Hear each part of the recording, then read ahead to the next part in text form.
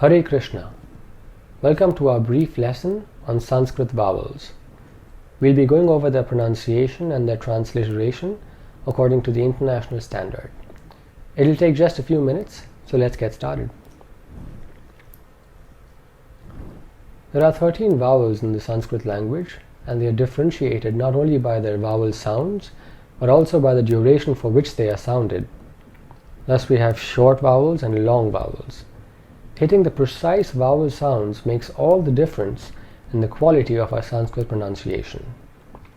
Let's see what this means. We start off with the first pair of vowels. These are sounded as follows. A, ah. Notice how the first short vowel was just a short rap of a sound, whereas the longer vowel was more drawn out. Also, in this case, the vowel sounds themselves are distinct. Listen carefully one more time. A, ah. Let's move on to the next pair of vowels, and they are sounded as follows. I, E. A vowel letter with a bar over it or a line over it is always going to be long. I'll say them one more time. I, E. The next pair of vowels are sounded U, Oo. Notice that the long vowel has the bar or the line over it. I'll say them one more time. U, Oo. The next pair of vowels are pronounced R. This is the vowel sound in the name Krishna, R. The long version of this vowel is pronounced R. This vowel sound is extremely rare, and at this point in the course, don't worry about it too much. I'll say them one more time. R. R. The next vowel is also very rare and is pronounced L. L. The last four vowels are all long. A, I, O, Ow. Notice that they're all long, but they don't have a bar or line on top of their letters. Keep that in mind when you're reading out Sanskrit transliteration. I'll say them one more time. A, I, O, Ow. And that completes the list of 13 vowels. Let's go through them all at once now. Read along if you like. I'll go through them slowly. A, ah. I, E, U, Oo, R, R, L, A, I, O, Ow. Apart from the 13 vowels, there are two ornaments to the vowels.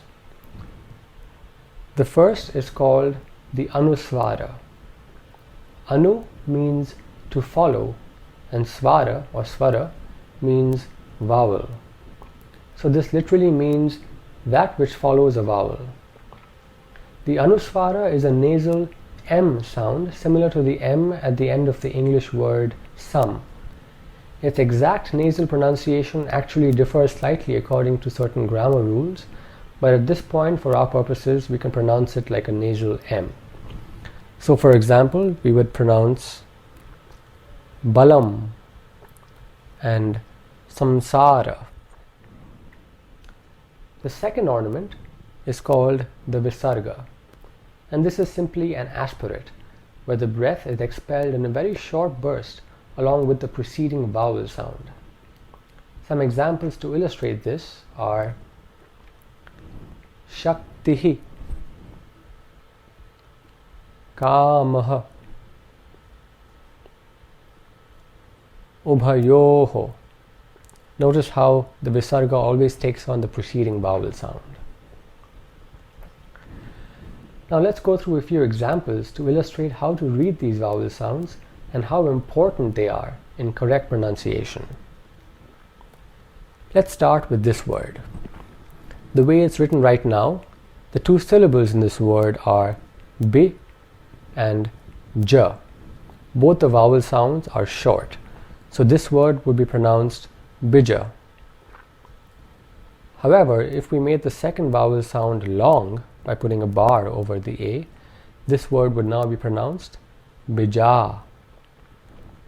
Bija.